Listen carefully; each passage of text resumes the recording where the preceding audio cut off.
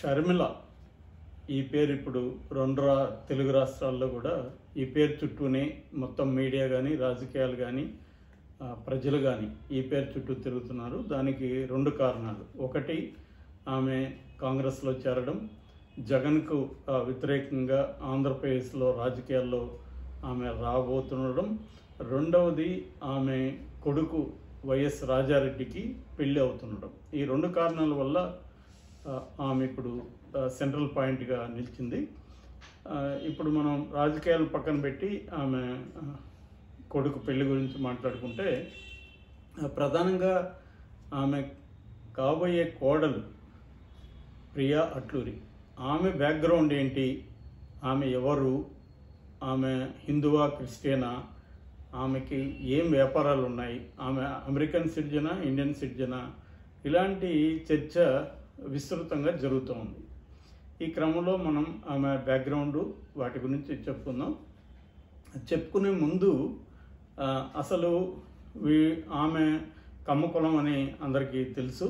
So కమ్మ సామాజిక వర్గం, ఇటు షర్మిల రెడ్డి, వీళ్ళిద్దరి మధ్య ఎలా అసలు ఈ సంబంధం కుదిరింది? ఎందుకంటే ఆంధ్రప్రదేశ్లో రెడ్డి కమ్మ మధ్య ఎట్లాంటి గొడవలు జరుగుతున్నాయో మనం గత కొంతకాలంగా చూస్తున్నాం. సో ఇదొక విచిత్రమైన కాంబినేషన్ అని చెప్పచ్చు. అయితే ఈ కాంబినేషన్ షర్మిలకి విచిత్రం కాదు. ఎందుకంటే షర్మిలది కూడా లవ్ స్టోరీనే. అది చాలామందికి పూర్తి వివరాలు తెలియదు. నేను టూకీగా చెప్పి తర్వాత ప్రియా అట్లూరి గురించి చెప్తాను. షర్మిలకి వైఎస్ రాజశేఖర రెడ్డికి మధ్య చాలా దాని ఏమంటారు, ప్రేమపూర్వకమైన అనుబంధం ఉండేది. విజయమ్మ తను రాసిన బయోగ్రఫీ పుస్తకంలో కూడా తను ఒక మాట అంటుంది, వైఎస్ఆర్ జగన్ను బాధ్యతతో పెంచాడు, షర్మిలను ప్రేమతో పెంచాడని. షర్మిల అంటే వైఎస్ఆర్కి ఎంత ప్రేమ అంటే, రోజు ఆయన బయటికి వెళ్ళాలంటే షర్మిల వచ్చి ముద్దులు ఇవ్వాలి. అది కూడా 1-2 కాదు, 100 ముద్దులు ఎంచుకునేవాడు. 100 ముద్దులు ఇచ్చినాకనే అతను వెళ్ళేవాడు. అటువంటి ఒక ఇంటెన్సిఫైడ్ లవ్ అనమాట. ఆ అమ్మాయి అంటే చాలా ప్రేమ. సో ఆ అమ్మాయిని పాప్స్ అని, పాప అని పిలిచేవాడు ముద్దుగా. ఒకసారి ఆ అమ్మాయి గోర్లు కొరికే అలవాటు ఉండేది షర్మిలకి. దాన్ని మార్చుకోమని అడిగితే, ఆపమని అడిగితే, నువ్వు ముందు సిగరెట్లు మాను, నేను గోర్లు కొరికడం మానుతానని ఆ అమ్మాయి చెప్పింది. నిజానికి వైఎస్ రాజశేఖర రెడ్డికి సిగరెట్ తాగడం అనేది ఎన్నో ఏళ్ళ నుంచి ఉన్న అలవాటు. విజయమ్మ కూడా దాన్ని మాన్పాలని ట్రై చేసింది, కానీ ఆమె వల్ల కాలేదు. అయితే షర్మిల దగ్గర గోర్లు కొరికడం మానిపించాలని దాదాపు 6 నెలలు కష్టపడి వైఎస్ రాజశేఖర రెడ్డి సిగరెట్లు మానేశాడు.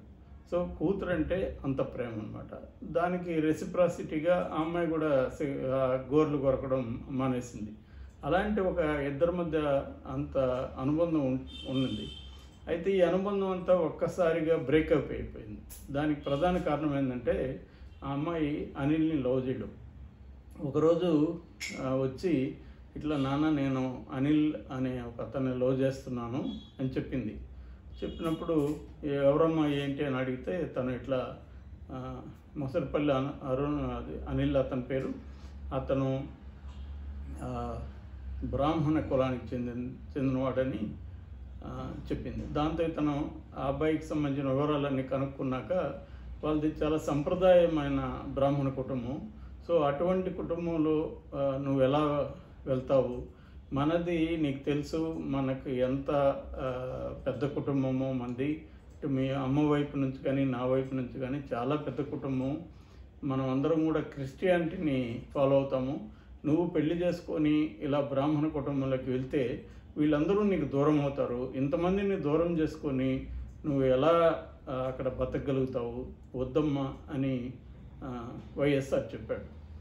అంటే ఆ అమ్మాయి ఎక్కడ జీవితంలో ఇబ్బంది పడుతుందో, ఒక ఇన్ఫాచ్యుయేషన్తో ఇట్లాంటి నిర్ణయం తీసుకుంటుంది అన్న బాధతోనే పెళ్ళిని వ్యతిరేకించాడు.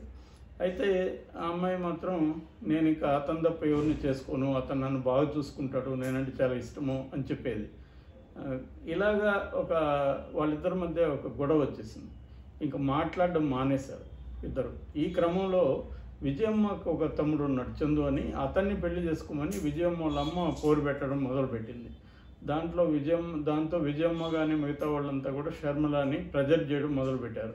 ఇట్లా నాన్నని బాధ పెట్టి, మమ్మల్ని అందరినీ బాధ పెట్టి నువ్వు అతన్ని పెళ్లి చేసుకొని ఏం సుఖపడతావు అని ఇంకా పోరు పెట్టడం మొదలుపెట్టారు. దాంతో షర్మిల కూడా ఏం ఆలోచించిందంటే, నేను ఎంతమందిని బాధ పెట్టి నేను ఈ పెళ్లి చేసుకోవడం అవసరమా అని చెప్పి వైఎస్ఆర్తో సరే నాన్న మీరు చెప్పిన అతన్ని చేసుకుంటాను అని చెప్పింది. దాంతో పర్వాలేదు మారింది అన్నట్టుగా గబగబా అని మళ్ళీ అక్కడ మనసు మార్చుకుంటుందని చందుకి ఇచ్చి పెళ్లి చేసేసారు. కానీ ఈమె చందు అంటే ఈమెకి ఇష్టం లేదు. ఇష్టం అంటే చిన్నప్పటి నుంచి జగన్ ఎలాగో చందు నాకు అలాగే, ఎందుకంటే నేను కూడా పెరిగాను.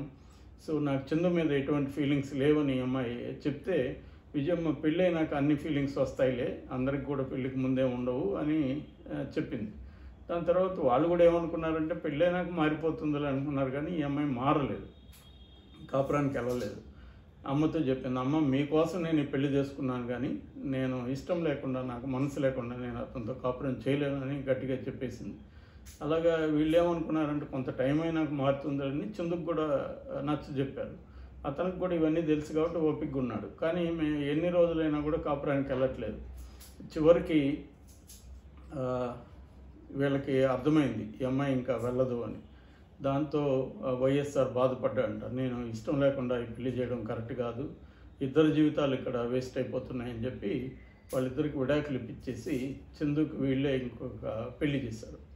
సో దీని తర్వాత అమ్మాయి ఇంకా చాలా బాధగా ఉండడం, ఇదంతా చూసి వైఎస్ఆర్ చాలా బాధపడేవాడంట, నా వల్లనే నీ జీవితం ఇలా అయిపోయింది అన్నట్టుగా. దాని తర్వాత నాన్న నేను అమెరికా పోయి కొద్ది రోజులు ఫ్రెండ్స్తో ఉంటాను, నాకు ఇక్కడ ఇబ్బందిగా ఉందని చెప్తే, ఇలాగన్నా వెళ్తే కొద్దిగా అమ్మాయి చేంజ్ వస్తుందని చెప్పి పంపించారు. పంపించిన తర్వాత ఒకరోజు ఢిల్లీలో అధిష్టాన వర్గాన్ని కలవడానికి వైఎస్ఆర్ వెళ్ళినప్పుడు అక్కడ ఏదో ఒక టెన్స్ సిచ్యువేషన్లో ఆయన ఆల్రెడీ యాంగ్జైటీ టెన్షన్లో ఉన్నప్పుడు ఈ అమ్మాయి అమెరికా నుంచి ఫోన్ చేసి ఒక బాంబు పేల్చింది. అదేంటే నాన్న నేను అనిల్ని పెళ్లి చేసుకున్నాను అని చెప్పిందంట. దాంతో వైఎస్ఆర్ షాక్ అయ్యాడు. ఒక్క క్షణం ఆయనకి మాట రాలేదు, ఏం చెప్తున్నావు అని. అర్థమైనాక ఏమమ్మా నాకు ఒక మాట చెప్పుండొచ్చు కదా అంటే, మీరు చెప్తే పెళ్ళికి ఒప్పుకోరని పెళ్లి చేసుకునేసాను అని చెప్పాడంట. దాంతో అమ్మకు చెప్పావంటే అమ్మకి చెప్పలేదు, మీకే మొదట చెప్తున్నానంటే అమ్మకి చెప్పొద్దు నేను చెప్తాను అన్నాడు. సో తర్వాత వచ్చి విజయమ్మకి చెప్పి కన్విన్స్ చేసి వాళ్ళ బంధువులకి అందరికి కూడా విషయం చెప్పి, తర్వాత వైఎస్ఆర్ వీళ్ళందరినీ కలపడం కోసం ఒక ఫ్యామిలీ టూర్ ప్లాన్ చేసి అందులో అనిల్ని కూడా తీసుకొచ్చాడు. అలాగే ఫ్యామిలీ విస్తృతమైన వాళ్ళ విస్తృత కుటుంబం అంటాం కదా, ఎక్స్టెండెడ్ ఫ్యామిలీకి అంతా కూడా అనిల్ని పరిచయం చేశాడు. అనిల్ కూడా వాళ్ళందరితో ఒక మనిషిలాగా కలిసిపోయాడు. దాని తర్వాత వైఎస్ అనిల్ చాలా క్లోజ్ అయ్యారు. అనిల్ కూడా ఈ ఫ్యామిలీ ఇవన్నీ చూసినాక నేను కూడా మీలో ఒకడైపోతాను, నేను కూడా క్రిస్టియన్గా కన్వర్ట్ అయిపోతానని చెప్పి తను క్రిస్టియన్గా కన్వర్ట్ అయిపోయాడు. ఇది వాళ్ళ లవ్ స్టోరీ. అంటే ఇటువంటి కాంటెక్స్ట్లో వాళ్ళిద్దరూ, ఈమె రెడ్డి అతను బ్రాహ్మణు, వాళ్ళిద్దరికి పుట్టిన పిల్లలకి నిజానికైతే కాస్ట్ ఉండకూడదు. కానీ ఇండియాలో ఏంటంటే ఎవరి కన్వీనియన్స్ని బట్టి వాళ్ళు ఇలా ఇంటర్ కాస్ట్ మ్యారేజ్ చేసుకున్నప్పుడు ఏదో ఒక కులం పెట్టుకుంటారు. చాలామంది ఇంటర్ కాస్ట్ మ్యారేజ్లో దళిత్ ఒకరుంటే రిజర్వేషన్ వస్తుందని పిల్లలకు కూడా దళిత కాస్ట్ పెట్టుకున్న వాళ్ళు ఉన్నారు. లేదు మనకు అప్పర్ కాస్ట్ ఉంటే మేలు ఉంటుంది అనుకుంటే అప్పర్ కాస్ట్ పెట్టుకుంటారు. ఇట్లాగా వాళ్ళిద్దరూ అండర్స్టాండింగ్ బట్టి పిల్లలకి కులాన్ని పెట్టుకుంటారు. అలాగా ఈమె రెడ్డి కులం అయితే బాగుంటుందని చెప్పి వాళ్ళ పిల్లలకు కూడా రెడ్డి కులం పెట్టుకుంది. సో ఇప్పుడు అలా నిజానికి చెప్పాలంటే రాజారెడ్డికి కులం ఉండకూడదు, కానీ అతను రాజా రెడ్డి అయిపోయాడు, రాజా శర్మ అవల. వాళ్ళు మామూలుగా అయితే ఇండియాలో ప్యాట్రియాటిక్ సొసైటీ ఉంటుంది కాబట్టి తండ్రి కులం రావాలి, కానీ ఇక్కడ కన్వీనియంట్గా అది పెట్టుకున్నారు. సరే, ఈ విషయానికి వస్తే అమెరికాలో ఇతను రాజారెడ్డి చదువుకోవడానికి వెళ్ళాడు. అక్కడ MBA చేశాడు డల్లాస్ యూనివర్సిటీలో.